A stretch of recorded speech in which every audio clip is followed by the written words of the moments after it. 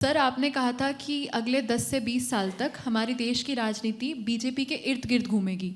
तो क्या आप अपने बयान पे अभी भी उतने ही कायम हैं? बिल्कुल 200% कायम है, क्योंकि पहले आप बयान को समझ लीजिए कि मैंने कहा क्या था। मैंने ये कहा था कि आने वाले 20-30 सालों, 10 साल नहीं, 20-30 सालों तक देश की राजनीति की धुरी जो है वो भाजपा रहेगी। इसका मतलब ये नहीं कि वो चुनाव नहीं हारेंगे, लेकिन आज़ादी के बाद जैसे 1950 से लेकर 1990 तक कांग्रेस वो धुरी थी जिसके इर्द गिर्द राजनीति देश की चलती थी।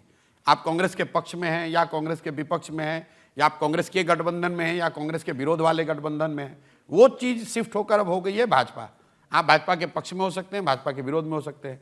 अब कांग्रेस के खिलाफ कोई इंडिया गठबंधन तो नहीं बन रहा है। वो बना था 1989 में राजीव गांधी जी के खिलाफ, इंदिरा जी के खिलाफ 1977 में बना था। तो उस नज़रिए से जब एक बार आप इतने बड़े देश में 30% के आसपास वोट पा लेते हैं, तो वो 30% वोट आपको ओवरनाइट आया नहीं है।